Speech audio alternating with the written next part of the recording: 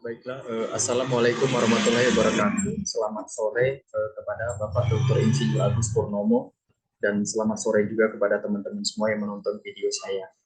Sebelumnya perkenalkan di sini nama saya Tobi Ismail, saya dari Prodi D4 Logistik Bisnis, Universitas Logistik dan Bisnis Internasional. Baiklah, untuk di yang ke topik yang ketujuh ini saya di sini akan menjelaskan topik mengenai green packaging dan green reverse logistik.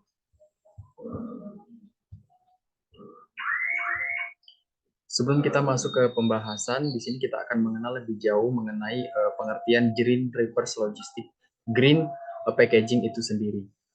Menurut Zhang Zhou 2012, green packaging merupakan kemasan yang terbuat dari tumbuhan alami, bisa didaur ulang atau dipakai berulang kali, rentan terhadap degradasi dan mendorong pembangunan berkelanjutan di mana kemasan tersebut tidak berbahaya bagi lingkungan, kesehatan, dan juga makhluk hidup. Jadi seperti yang kita ketahui dan juga yang sering kita temui di lingkungan sekitar kita, banyak sekali produk-produk yang memang ada produk-produk tertentu yang dapat didaur ulang kembali, seperti plastik, seperti kardus, dan juga lain sebagainya. Nah, green packaging itu sangat penting dalam mendaur ulang atau membangun green berkelanjutan. Di sini saya akan memberikan contoh mengenai green packaging itu sendiri. Di sini ada botol aqua. Ini adalah kemasan dari air mineral. Nah, di sini juga ada simbol atau tanda bahwa produk ini bisa didaur ulang setelah digunakan atau bisa di reverse logistik atau di daur kembali. Jadi berbicara mengenai green packaging sangat berperan penting dalam perusahaan, sangat berperan penting dalam lingkungan dan juga sangat menguntungkan bagi perusahaan. Dan juga green packaging itu sudah banyak sekali diterapkan oleh perusahaan-perusahaan yang memang mementingkan lingkungan sekitar dan juga masyarakat. Selanjutnya kita masuk ke pembahasan.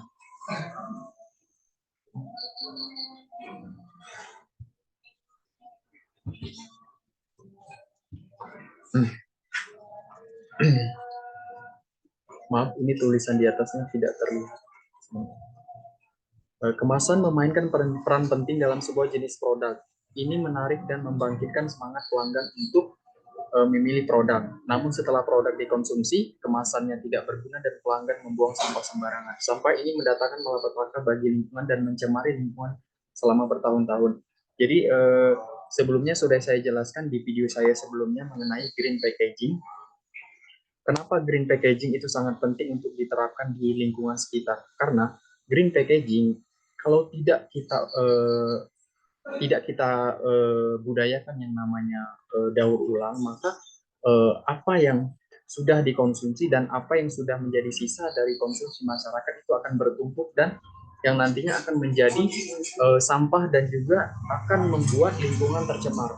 Itulah kenapa green packaging sangat diterapkan, harus diterapkan terhadap perusahaan-perusahaan yang belum menerapkan green packaging. Karena membangun produksi berkelanjutan atau membangun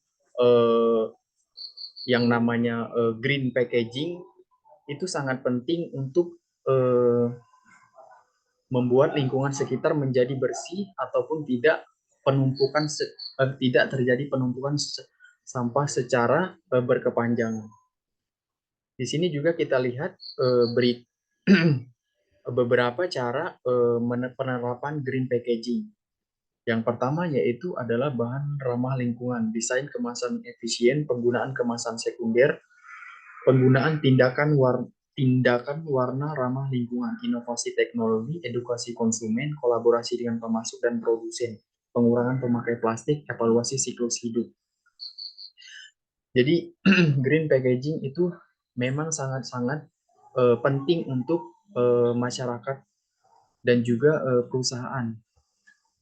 Karena selain itu menguntungkan bagi pihak perusahaan, ini juga sangat menguntungkan bagi masyarakat dan juga lingkungan sekitar. Karena ketika sisa dari konsumen tersebut bisa didaur ulang, maka tidak akan terjadi penumpukan sampah atau tidak akan terjadi penumpukan limbah secara berkepanjangan. Seperti itu. Selanjutnya di sini kita akan membahas green reverse logistik. Green reverse logistik atau logistik balik hijau adalah suatu konsep dalam manajemen rantai pasok yang menekan pada pengelolaan kembali produk-produk yang sudah tidak terpakai atau sudah selesai digunakan dengan fokus pada aspek-aspek lingkungan dan berkelanjutan.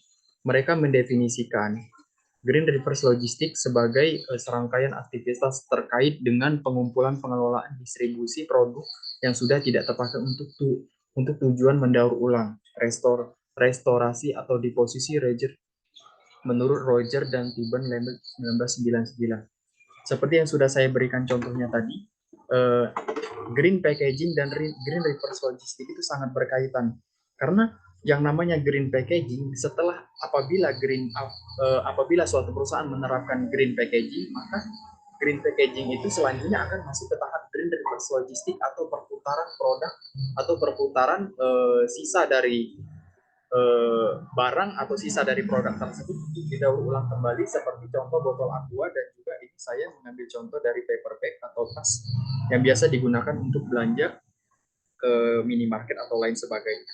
Nah, biasanya kalau kita lihat di sekitar kita itu banyak sekali warung ataupun retail yang menggunakan kantong plastik yang memang belum efisien untuk penerapan green reverse logistik. Tetapi kalau suatu perusahaan atau tokoh menggunakan uh, wadah dari barang tersebut menggunakan dari kertas ataupun dari kain, maka ini akan bisa digunakan berulang kali setelah pemakaian pertama kali.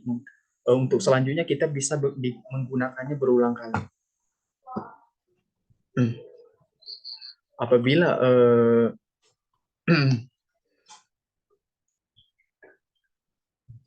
apabila packaging dari sebuah produk itu tidak termasuk dalam green reverse logistik, maka akan susah terurai atau bahan-bahan yang tidak mudah terurai. Seperti itu. Selanjutnya, tujuan dari logistik berkelanjutan.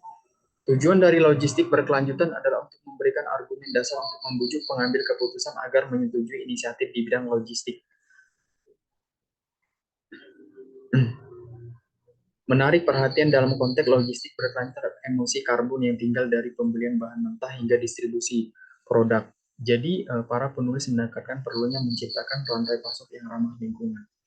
Jadi, di sini kita berbicara mengenai tujuan logistik berkelanjutan itu sangat penting untuk menciptakan rantai pasok yang berkelanjutan atau yang namanya siklus yang berkelanjutan. Jadi tidak ada siklus yang terhenti. Jadi ketika barang diproduksi, kemudian barang dikonsumsi, terus sisa dari kemasan barang tersebut itu bisa dilanjutkan untuk diproduksi kembali seperti itu.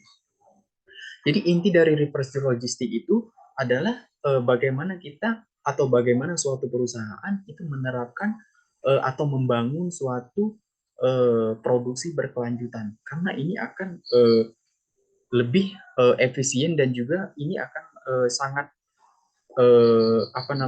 sangat bagus atau sangat baik bagi lingkungan dan juga perusahaan, karena ini akan mengurangi limbah yang tadinya susah terurai karena dia memiliki peran sebagai green packaging atau green reverse logistics, maka produk atau sisa dari kemasan tersebut bisa didaur kembali atau diproduksi kembali. Baik, yang terakhir adalah kesimpulan.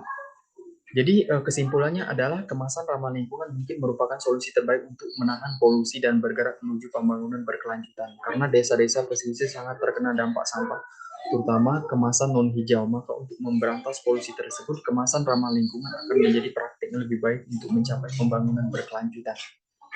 Selanjutnya, kesimpulan mengenai green reverse logistik, kita dapat melihat arah pembangunan berkelanjutan di bidang logistik dalam hal penerapan berkelanjutan, alat-alat teknologi, inovasi, dan rekayasa ke dalam perusahaan serta sektor produksi dan jasa. Ini tentang memperoleh alat kompetitif tidak hanya di bidang aspek ekonomi di pasar domestik dan luar negeri, tapi juga tentang tanggung jawab etis perusahaan dan karyawannya berkelanjutan. Secara strategis dapat dicapai jika perusahaan dan masyarakat mulai berpikir dan bekerja secara ekologis. Kita dapat menyatakan bahwa saat ini perusahaan semakin berusaha untuk berperilaku ramah lingkungan, bukan hanya karena peraturan undang-undang, namun mereka mengembangkan bidang ini, budaya ini dan sebagian besar dari kode etik perusahaan dan institusi. Jadi sekarang banyak sekali perusahaan-perusahaan yang sudah menerapkan green reverse logistik atau green ramah lingkungan. Kan bukan karena berpacu kepada aturan ataupun sistem pemerintahan, karena ini emang penting dan juga sangat berdampak positif bagi perusahaan dan juga masyarakat. Karena produksi berkelanjutan itu sangat menguntungkan bagi kedua belah pihak seperti itu. Mungkin cukup sekian presentasi dari saya. Mohon maaf jika ada kekurangan. Terima kasih banyak atas perhatiannya teman-teman semua. Saya akhiri. Wassalamualaikum warahmatullahi wabarakatuh.